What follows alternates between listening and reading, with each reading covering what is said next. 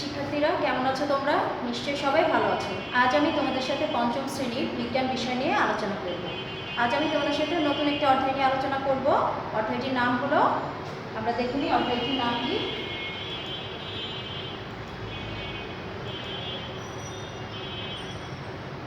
অধ্যায় 11 এবং অধ্যায়টির নাম হচ্ছে আবহাওয়া ও জলবায়ু।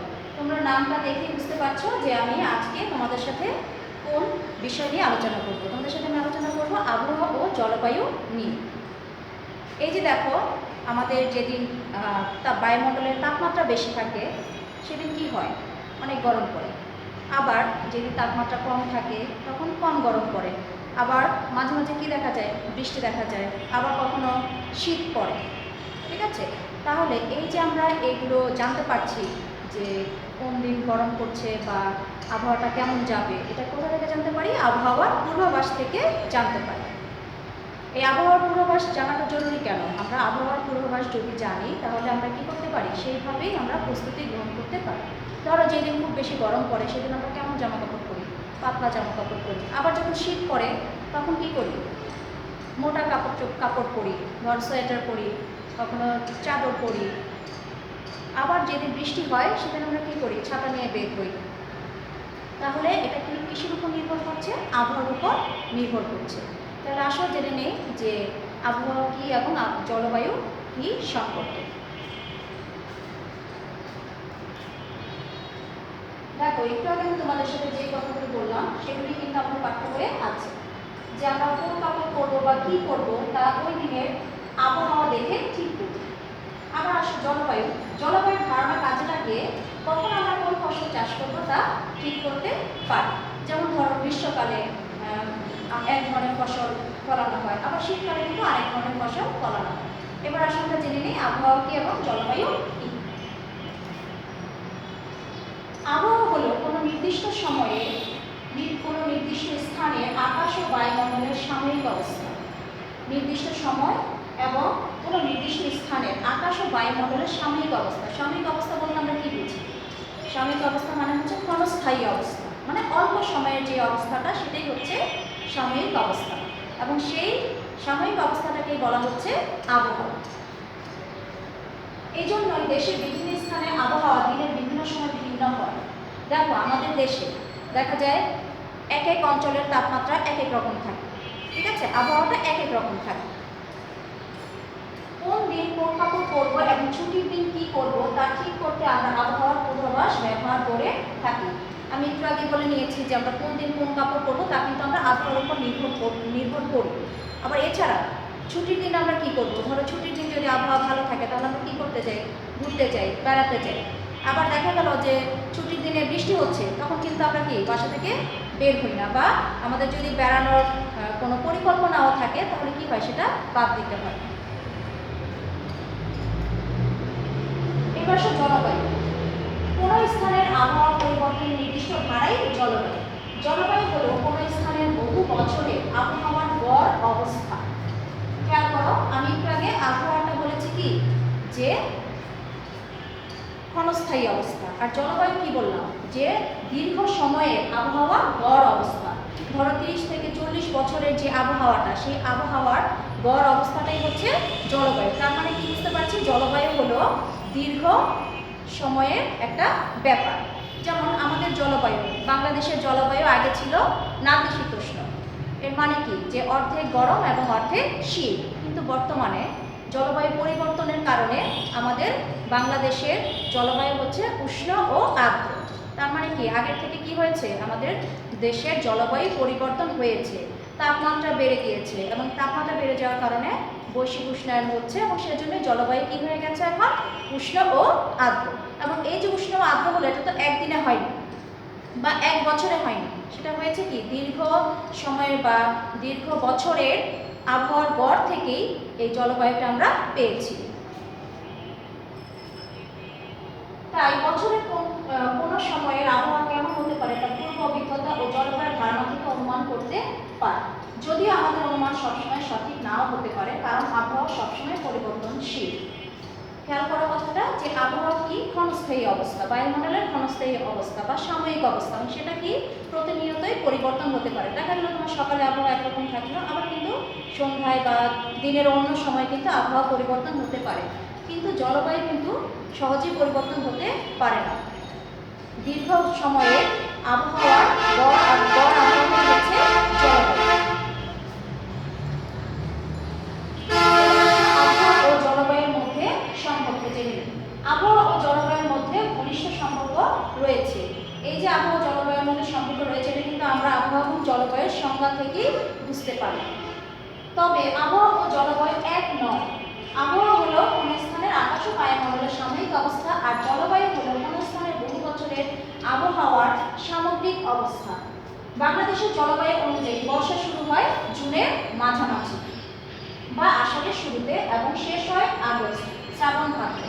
তোমরা নিশ্চয়ই জানো যে বর্ষা শুরু হয় কখন? আষাঢ় শ্রাবণ মাসে। ঠিক আছে, এই 2 মাস হচ্ছে বর্ষাকাল। বর্ষার বৃষ্টি শুরুর সময় প্রতি বছরই পরিবর্তিত হয়, তবে বর্ষা ঋতু শুরু হওয়ার সময়টি আমরা জানি কোথা থেকে? জলবায়ুর ধারণা থেকে। এবার আসো বায়ুচাপ সম্পর্কে জেনে নিই। বায়ুচাপ কি? প্রথমে আগে জানি যে বায়ুচাপ কি। বায়ু তার ওজনের কারণে ভূপৃষ্ঠের উপর যে চাপ প্রয়োগ করে তাই হলো বায়ুচাপ। বায়ুচাপটা উচ্চচাপ অঞ্চল থেকে নিম্নচাপ অঞ্চলের দিকে প্রবাহিত হয়। এর মানে কি? উচ্চচাপ অঞ্চল বলতে আমরা কি বুঝি? উচ্চচাপ অঞ্চল হচ্ছে যে অঞ্চলে বায়ুর চাপটা বেশি থাকে সেটাই হচ্ছে উচ্চচাপ অঞ্চল, এবং যে অঞ্চলে বায়ুচাপটা কম থাকে সেটাই হচ্ছে নিম্নচাপের অঞ্চল। তাহলে এটা মনে রাখতে হবে যে উচ্চচাপের অঞ্চল থেকে নিম্নচাপের অঞ্চলের দিকে কি হয়? বায়ুচাপটা প্রবাহিত হয়।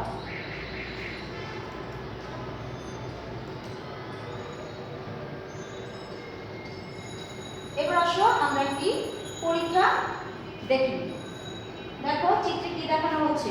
দুটি ট্রে, একটি ট্রেতে পানি আছে এবং আরেকটি ট্রেতে কি আছে? বালি আছে, এবং উপরে কি দেওয়া আছে? সূর্যের ছবি। তার মানে এটা আমরা কি করেছি? এই দুটো ট্রেকে আমরা সূর্যের আলোতে রেখেছি।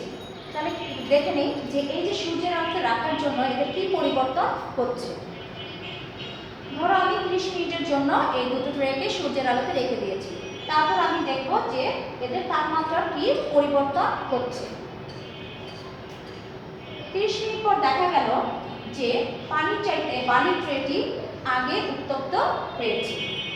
এটা আমরা কি করব? লক্ষ্য রাখলাম যে আসলে কোন ট্রেটি বেশি উত্তপ্ত হয়েছে। এরপর আমরা কি করব? আবার এই দুটো ট্রেকে 1 ঘন্টার জন্য একটি ছায়াযুক্ত স্থানে রাখব, এবং সেটাও আমরা পর্যবেক্ষণ করব। তো ছায়াযুক্ত স্থানেও রাখার পর দেখা গেল আমরা আবার সেই তাপমাত্রাটা খেয়াল করব, এবং সেখানেও লক্ষ্য করা গেল যে বালির ট্রেটি কিন্তু পানির ট্রেট চাইতে দ্রুত কি হয়েছে? ঠান্ডা হয়ে গেছে। তাহলে এর থেকে আমরা কি প্রমাণ করতে পারি? চলো দেখে নিই যে সূর্যের আলোতে রাখার পর বালির ট্রেটি পানির ট্রেট চেয়ে দ্রুত গরম হয়েছে, যেটা একটু আগে বললাম। আবার ছায়ায় বালির ট্রেটি পানির ট্রে অপেক্ষা দ্রুত ঠান্ডা হচ্ছে।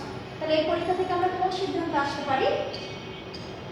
আমরা এই সিদ্ধান্তে আসতে পারি যে বালি বা মাটি পানি অপেক্ষা দ্রুত গরম বা ঠান্ডা হয়। তাহলে আমরা এখানে কি বুঝতে পারলাম? মাটি বা বালি পানির চাইতে দ্রুত ঠান্ডাও হচ্ছে, আবার দ্রুত উত্তপ্ত হচ্ছে। এবার আসো জেনে নিই উচ্চচাপ ও নিম্নচাপ সম্পর্কে। এবং উচ্চচাপ এবং নিম্নচাপ কিভাবে সৃষ্টি হয়। খেয়াল করো, দিনে স্থলভাগ জলভাগ থেকে উষ্ণ থাকে। দিনের বেলা কি থাকে? সূর্যের আলো থাকে। সূর্যের আলোর কারণে বা তাপের কারণে কি হয়? স্থলভাগটা জলভাগের চাইতে বেশি উত্তপ্ত হয়, এবং সেই বেশি উত্তপ্ত হওয়ার ফলে কি হয়? বায়ুটা হালকা হয়ে উত্তপ্ত হয়ে হালকা হয়ে সে উপরে উঠে যায়। তো উপরে যে উঠে গেলে কি হচ্ছে? নিচে ফাঁকা স্থানের সৃষ্টি হচ্ছে, এবং সেখানে কি হচ্ছে? বায়ুচাপ কমে যাচ্ছে, এবং এই কমে যাওয়ার ফলে সেখানে কি সৃষ্টি হলো? নিম্নচাপের সৃষ্টি হলো। এবং সেই একই সময়ে দিনের বেলায় কি হচ্ছে? জলভাগে কি হচ্ছে? তাপমাত্রা কিন্তু স্থলভাগের চাইতে কম, এবং সেখানে বায়ুটা কি হয়? ভারী হয়ে নিচের দিকে নেমে আসে। ভারী হয়ে নিচের দিকে নেমে আসার কারণে কি হলো? নিচের দিকে উচ্চচাপের সৃষ্টি হলো। তাহলে দেখা গেল একই সময়ে কি হচ্ছে? এক অঞ্চলে উচ্চচাপের সৃষ্টি হচ্ছে, আবার অন্য অঞ্চলে কি হচ্ছে? নিম্নচাপের সৃষ্টি হচ্ছে। আবার রাতের বেলায় কিন্তু কি হচ্ছে? বিপরীত ঘটনা ঘটছে। রাতের বেলায় কিন্তু আমার স্থলভাগ জলভাগের তুলনায় কি হয়, ঠান্ডা থাকে, এবং সেই ক্ষেত্রে কি হবে, আবার স্থলভাগে উচ্চচাপ এবং জলভাগে নিম্নচাপের সৃষ্টি হবে। এভাবেই কিন্তু একই সময়ে দুটো অঞ্চলে উচ্চচাপ এবং নিম্নচাপের সৃষ্টি হয়। এবং এই যে নিম্নচাপের সৃষ্টি হওয়া অঞ্চলে উচ্চচাপের অঞ্চল থেকে কিন্তু বায়ু কি হয়, প্রবাহিত হয় নিম্নচাপের দিকে। এবার খেয়াল করো রিডিংয়ে কি আছে, আমি একটু আগে যে কথাগুলো বললাম সেগুলো এই রিডিংয়ে দেওয়া আছে। দিনে স্থলভাগ জলভাগ থেকে উষ্ণ থাকে, উষ্ণ স্থলভাগ তার উপরে থাকা বাতাসের উষ্ণতা বৃদ্ধি করে, বায়ু উষ্ণ হলে তা কি হয়, হালকা হয়ে উপরে উঠে যায়, ফলে ওই স্থান ফাঁকা হয়ে নিম্নচাপের সৃষ্টি হয়। অপরদিকে সমুদ্রের উপরের বায়ু স্থলভাগ থেকে ঠান্ডা হওয়ার কারণে তা ভারী হয়ে নিচে নেমে আসে, এর ফলে সমুদ্রের উপর বায়ুচাপ বেড়ে যায়। নিম্নচাপ অঞ্চলের গরম বায়ু হালকা হয়ে উপরে উঠে যায়, এর ফলে সৃষ্ট ফাঁকা স্থান পূরণের জন্য উচ্চচাপ অঞ্চলের শীতল বায়ু নিম্নচাপ অঞ্চলের দিকে প্রবাহিত হয়। রাতে স্থলভাগ সমুদ্রের তুলনায় ঠান্ডা থাকে, তাই তখন স্থলভাগে বায়ু উচ্চচাপ এবং সমুদ্রে নিম্নচাপের সৃষ্টি হয়। তাহলে এভাবে উচ্চচাপ এবং নিম্নচাপের সৃষ্টি হয়।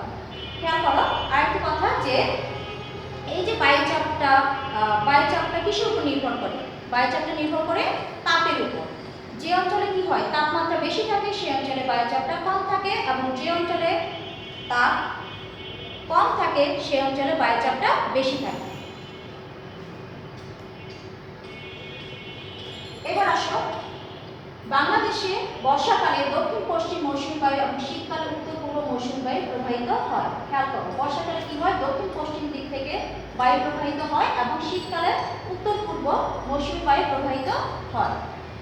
বর্ষাকালে অর্থাৎ জুন থেকে আগস্ট মাসে বাংলাদেশের স্থলভাগ বঙ্গোপসাগরের যে উষ্ণ থাকে, বর্ষাকালে কি থাকে, আমাদের এই স্থলভাগটা উষ্ণ থাকে, এবং শীতকালে অর্থাৎ ডিসেম্বর থেকে ফেব্রুয়ারি পর্যন্ত বাংলাদেশের স্থলভাগ বঙ্গোপসাগর থেকে শীতল থাকে। তাহলে এই স্থলভাগ ও এই জলভাগের তাপমাত্রার এই বিপরীত অবস্থায় কিন্তু বায়ু উচ্চচাপ ও নিম্নচাপ সৃষ্টি করে। আমি কিন্তু আগেই বলেছি যে বায়ু চাপটার যে সৃষ্টি হচ্ছে উচ্চচাপ এবং নিম্নচাপ, সেটার একমাত্র কারণ হচ্ছে কি, তাপ, ফলে মৌসুমী বায়ু প্রবাহ সৃষ্টি হয়। এবার আসো আবহাওয়া ও জলবায়ুর উপাদান সম্পর্কে জেনে নিই। আমরা আবহাওয়ার বিভিন্ন উপাদান যেমন তাপমাত্রা, আর্দ্রতা, বায়ু প্রবাহ, মেঘ, বৃষ্টিপাত ও বায়ুচাপ, আবহাওয়ার এই উপাদানগুলোই জলবায়ুর উপাদান। তাহলে আবহাওয়ার উপাদানগুলো কিন্তু আমরা জেনে নিলাম কি কি, তাপমাত্রা, আর্দ্রতা, বায়ু প্রবাহ, মেঘ, বৃষ্টিপাত আর বায়ুচাপ, এবং এই যে আবহাওয়ার উপাদান এগুলোই কিন্তু আবার জলবায়ুর উপাদান। এবার আসো জেনে নিই আর্দ্রতা কি। আর্দ্রতা হলো বাতাসে জলীয় বাষ্পের পরিমাণ। বাতাসে জলীয় বাষ্পের পরিমাণ যত কমে আর্দ্রতাও তত কম, আবার বাতাসে জলীয় বাষ্পের পরিমাণ যত বাড়ে আর্দ্রতাও বাড়ে। বর্ষাকালে মাসিক গড় আর্দ্রতার পরিমাণ ও মাসিক গড় বৃষ্টিপাত অন্যান্য মাসের তুলনায় বেশি থাকে। কারণ কি, কারণ বর্ষাকালে বাতাসে জলীয় বাষ্পের পরিমাণ বেশি থাকে, এবং সেই কারণে কিন্তু বর্ষাকালে বৃষ্টিপাতটাও বেশি দেখা যায়। বর্ষাকালে দক্ষিণ পশ্চিম মৌসুমী বায়ু বঙ্গোপসাগর থেকে প্রচুর জলীয় বাষ্প নিয়ে আসে, এই জলীয় বাষ্প ঠান্ডা হয়ে বৃষ্টিপাত ঘটায়। উত্তর পূর্ব মৌসুমী বায়ু শীতকালে উত্তর দিক থেকে শুষ্ক শীতল বাতাস বয়ে আনে। এবার আসো যে আমরা আবহাওয়া এবং জলবায়ু সম্পর্কে জানলাম। এখন এই যে আবহাওয়া ও জলবায়ুর উপাদানগুলো, এই উপাদানগুলো যখন পরিবর্তন হয়ে যায় বা অস্বাভাবিকভাবে পরিবর্তিত হয় তখন কি হয়, আসো দেখে নিই তখন কি হয়। আবহাওয়ার প্রতিটি উপাদান প্রতিনিয়ত পরিবর্তিত হচ্ছে। একটু আগে আমরা আবহাওয়ার উপাদান সম্পর্কে জানলাম, এবং সেই উপাদানগুলো কিন্তু স্থির নয়, সেগুলো কি হয়, প্রতিনিয়তই পরিবর্তন হয়। আবহাওয়ার কোনো উপাদান যখন অস্বাভাবিকভাবে পরিবর্তিত হয় তখন আমরা বিরূপ আবহাওয়া দেখতে পাই। বিরূপ মানে কি, আমাদের যে আবহাওয়াটা আমাদের অনুকূলে থাকে না, মানে আমাদের প্রতিকূলে থাকে, মানে আমাদের অসুবিধার সৃষ্টি করে, সেটাই হচ্ছে বিরূপ আবহাওয়া। এবং এই বিরূপ আবহাওয়াটা সৃষ্টি হয় কিসের মাধ্যমে, এই আবহাওয়ার যে উপাদানগুলো অস্বাভাবিকভাবে যখন পরিবর্তন হয় তখনই কিন্তু এই বিরূপ আবহাওয়ার সৃষ্টি হয়। বিরূপ আবহাওয়ার কারণে আমরা বিভিন্ন ধরনের ক্ষতির সম্মুখীন হই, যেমন মানুষের জীবন ও সম্পদের ক্ষতি হয়, কখনো কখনো মানুষ মারা যায়। এবার আসলে জেনে নিই আমরা কয়েকটি বিরূপ আবহাওয়া সম্পর্কে। প্রথমে আসি তাপদাহ। তাপদাহ কি? অতি গরম আবহাওয়ার দীর্ঘস্থায়ী অবস্থাই হলো তাপদাহ। আমরা প্রতি বছরই তাপদাহ অনুভব করি। কখন করি? গ্রীষ্মকালে কিন্তু আমরা তাপদাহ অনুভব তবে অস্বাভাবিক ও অসহনীয় তাপদাহ শত বছরে একবার দেখতে পাওয়া যায়। মানে যেটা সহন করা যায় না বা সহ্য করা যায় না, এরকম তাপদাহ কিন্তু শত বছরে একবারই দেখা যায়, এটা প্রত্যেক বছর দেখা যায় না। অস্বাভাবিক তাপদাহের ফলে কি হয়? অস্বাভাবিক তাপদাহের ফলে ফসল উৎপাদন মারাত্মকভাবে ব্যাহত হয়। আবার এই তাপদাহের কারণে কখনো কখনো মানুষ সহ হাজার হাজার জীবের মৃত্যু হয়। এই যে দেখো পাশে একটি ছবি দেখতে পাচ্ছি, এটা কি অতিরিক্ত তাপমাত্রার একটা ছবি, তাপদাহের ছবি। দেখো সূর্য উঠেছে এবং প্রখর প্রখর আলোযুক্ত সূর্য, এবং এটা দিয়ে আমরা কি বুঝতে পারছি যে যখন রোদ ওঠে, যখন অতিরিক্ত তাপ হয়, তখন কি হয়? আমরা কিন্তু সূর্যকে এই অবস্থায় কিন্তু দেখতে পাই। এবার সে দেখে নেই আরেকটি বিরূপ আবহাওয়া, সেটার নাম কি? শৈত্যপ্রবাহ। উত্তরের শুষ্ক ও শীতল বায়ু আমাদের দেশের উপর দিয়ে প্রবাহের ফলে শীতকালে তাপমাত্রা কখনো কখনো অস্বাভাবিকভাবে কমে যায়। এই অবস্থায় হলো শৈত্যপ্রবাহ। একটু আগে জানলাম তাপদাহ, তাপদাহ কি? তাপমাত্রা বেড়ে যায়। আর শৈত্যপ্রবাহ হলো তাপমাত্রা অস্বাভাবিকভাবে কমে যায়। এবং এই যে শৈত্যপ্রবাহটা কখন দেখা যায়? শীতকালে শৈত্যপ্রবাহটা দেখা যায়। তবে উদ্ভিদ ও প্রাণীর জন্য অসহনীয় শৈত্যপ্রবাহ বাংলাদেশে খুব কমই দেখা যায়। মানে প্রাণী এবং উদ্ভিদ সহ্য করতে পারে না এরকম শৈত্যপ্রবাহ বাংলাদেশে খুব কমই দেখা যায়। খেয়াল করো, এই যে পাশের ছবিতে দেখা যাচ্ছে একটি কুয়াশাচ্ছন্ন ছবি, যেটা শীতকালে দেখা যায়। শীতকালে কি হয়? প্রচন্ড কুয়াশা পড়ে এবং কুয়াশার কারণে কিন্তু চারদিকে কিছুই দেখা যায় না। এবার আসো আরেকটি বিরূপ আবহাওয়া, বন্যা। বন্যা কিন্তু প্রতি বছরই কিন্তু বাংলাদেশে কম বেশি দেখা যায়। কখন দেখা যায় বন্যা? দেখে নিই। বর্ষাকালে অর্থাৎ জুন থেকে সেপ্টেম্বর মাসে বাংলাদেশের 1/5 পানিতে তলিয়ে যায়। কখন তলিয়ে যায়? জুন থেকে সেপ্টেম্বর মাসে, মানে বর্ষাকালে। তবে ভয়াবহ বন্যার সময় বাংলাদেশে 2/3 পানির নিচে তলিয়ে যায়। মানে যখন ভয়াবহ বন্যা দেখা দেয় তখন বাংলাদেশের বেশিরভাগ অঞ্চলে কি হয়? বন্যার পানিতে ডুবে যায়। বাংলাদেশের জলবায়ু ও ভূপ্রকৃতির কারণে এমনটি হয়ে থাকে। এই যে বন্যা একটি বিরূপ আবহাওয়া, এবং তোমরা সকলেই জানবে যে বন্যার সময় কিন্তু মানুষের কি হয়? যে দুঃখ দুর্দশার কিন্তু কোনো কমতি থাকে না। এই যে খেয়াল করো, পাশে একটি বন্যার ছবি দেখা যাচ্ছে। আর বন্যার সময় কি হয়? ঘর বাড়ি সবকিছু এগুলো কি হয়? ডুবে যায়। সবাই নিরাপদ আশ্রয়স্থলে চলে যায়, এবং সেটা কি জীবন বাঁচানোর জন্য, সম্পদ বাঁচানোর জন্য তারা নিরাপদ আশ্রয়ে চলে যায়। এরপর খরা। আরেকটি বিরূপ আবহাওয়ার নাম হচ্ছে খরা। খরা অনেক লম্বা সময় শুষ্ক আবহাওয়া থাকলে খরা দেখা দেয়। খরা হচ্ছে কি? যখন আমাদের দীর্ঘ সময় কি থাকে? শুষ্ক থাকে আবহাওয়াটা, মানে বৃষ্টিপাত হয় না, তাপমাত্রা বেশি থাকে, তখনই খরা দেখা দেয়। অস্বাভাবিক কম বৃষ্টিপাত ও উচ্চ তাপমাত্রাই হলো খরার কারণ। খরার কারণ কি? অস্বাভাবিক কম বৃষ্টিপাত এবং উচ্চ তাপমাত্রাই হলো খরার কারণ। বাংলাদেশের উত্তর পশ্চিম অঞ্চলে খরা সৃষ্টি হয়। বাংলাদেশের কোথায় বেশি খরা দেখা যায়? উত্তর এবং পশ্চিম অঞ্চলের দিকে খরা দেখা যায়। এবং খরার, এই দেখো নিচে একটি খরার ছবি দেখানো হয়েছে, যে ছবিতে আমরা কি দেখতে পাচ্ছি? যে পানি নেই, পানির অভাবে মাটি শুকিয়ে যাচ্ছে, গাছপালা মরে যাচ্ছে, গাছের একটি পাতাও নেই। এবং সেখানে কি হচ্ছে? পানির অভাব এবং বৃষ্টিপাত নেই, এবং অতিরিক্ত তাপমাত্রার কারণে খরা দেখা যায়। এরপর আসো কালবৈশাখী। কালবৈশাখীও একটি বিরূপ আবহাওয়া। সাধারণত কালবৈশাখী কখন দেখা যায়? সাধারণত কালবৈশাখী চৈত্রের শেষের দিকে এবং বৈশাখের শুরুর দিকে কিন্তু কালবৈশাখী ঝড় দেখা যায়। গ্রীষ্মকালে আমাদের দেশে যে বজ্রঝড় হয় তাই কালবৈশাখী নামে পরিচিত। স্থলভাগ অত্যন্ত গরম হওয়ার ফলে, স্থলভাগ গ্রীষ্মকালে কি থাকে? স্থলভাগ অত্যন্ত গরম থাকে, এবং এই গরম থাকার ফলে কিন্তু কালবৈশাখীর সৃষ্টি হয়। সাধারণত বিকেল বেলায় কালবৈশাখী ঝড় বেশি হয়। এই ঝড় সর্বোচ্চ 20 কিলোমিটার এলাকা পর্যন্ত বিস্তৃত হতে পারে। সঞ্চারণশীল ধূসর মেঘ সোজা উপরে উঠে গিয়ে জমা হয়।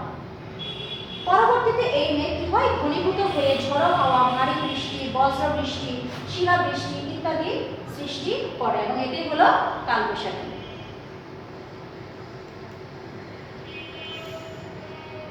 এবার আসো আমরা কালবৈশাখীর ছবি দেখে নিই। এই যে দেখো, এই ছবিটিতে কি দেখতে পাচ্ছি? বজ্র সহ বৃষ্টিপাত, এজন্য এটির নাম দেওয়া হয়েছে কি? বজ্র ঝড়। এবং এখানে দেখো এক দিক থেকে কি হচ্ছে? ঘন কালো মেঘ ধেয়ে আসছে, এবং বাতাস প্রবল বর্ষণ, বাতাস বইছে, ঝড়ো হাওয়া বইছে, এবং এগুলি হচ্ছে কি? কালবৈশাখী। এবার আসো আরেকটি বিরূপ আবহাওয়া হচ্ছে টর্নেডো। আমরা একটু আগে জানলাম হচ্ছে কালবৈশাখী বজ্রঝড়, কিন্তু টর্নেডো কিন্তু কোনো বজ্রঝড় নয়, এটি একটি বায়ু প্রবাহ, শক্তিশালী বায়ু প্রবাহ। খেয়াল করো, টর্নেডো হলো সরু ফানেল আকৃতির ঘূর্ণায়মান শক্তিশালী বায়ু প্রবাহ। এটা কোনো ঝড় না, এটা হচ্ছে মানে ঘূর্ণায়মান, মানে ঘুরছে ঘূর্ণায়মান শক্তিশালী বায়ু প্রবাহ। এই বায়ু প্রবাহ আকাশের বজ্রমেঘের স্তর থেকে ভূপৃষ্ঠ পর্যন্ত বিস্তৃত হয়। টর্নেডো আকারে সাধারণত 1 কিলোমিটারের কম হয়। টর্নেডোর ফলে বিভিন্ন ধরনের কি হয়, ক্ষতি হয়। কি ক্ষতি হয় দেখে নেই। যেমন ঘরবাড়ির ছাদ উড়িয়ে নিয়ে যেতে পারে, দেয়াল ভেঙে যেতে পারে এবং ফসলের ব্যাপক ক্ষতি হতে পারে। শক্তিশালী টর্নেডো বড় বড় স্থাপনা ভেঙে ফেলতে পারে। যদিও এটা কোনো ঝড় নয়, কিন্তু এটা হচ্ছে কি শক্তিশালী বায়ু প্রবাহ, এবং এই শক্তিশালী বায়ু প্রবাহ কি করে, ঘরবাড়ির ছাদ উড়িয়ে নিয়ে যেতে পারে এবং শক্তিশালী স্থাপনাও ভেঙে ফেলতে পারে।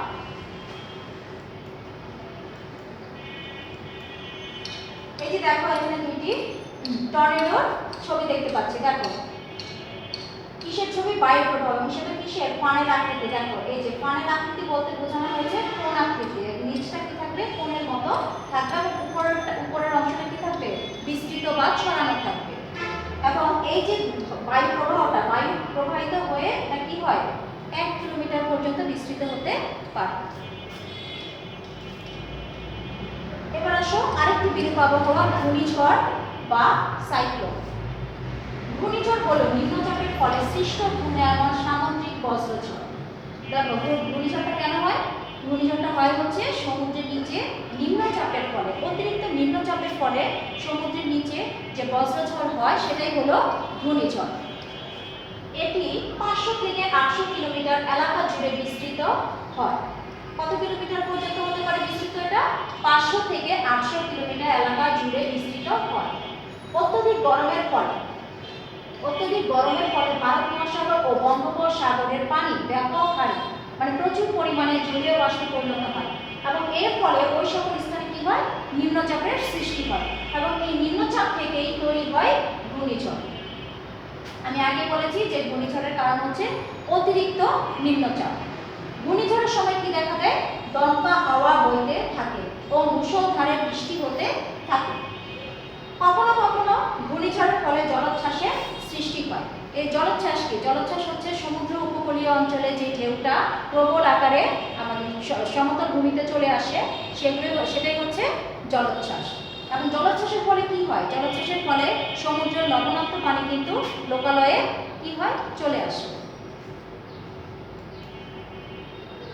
ঘূর্ণিঝড়ের ফলে সৃষ্ট জলোচ্ছ্বাসে লোকালয়ে প্লাবিত হয়ে ব্যাপক ক্ষতি হয়। মাঝে মাঝে জলোচ্ছ্বাসের ফলে সমুদ্র উপকূলবর্তী অঞ্চলে তীব্র জোয়ারের সৃষ্টি হয় এবং সবকিছু ভাসিয়ে নিয়ে যায়।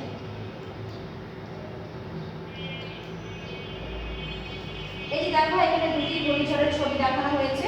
দেখো ঘূর্ণায়মান কি হচ্ছে, ঘুরছে, ঘূর্ণায়মান সামুদ্রিক বজ্রঝড়। ঘূর্ণিঝড়টা কোথায় সৃষ্টি হচ্ছে, সমুদ্রের নিচে সৃষ্টি হচ্ছে, এবং সেটা কি করছে, ঘুরছে।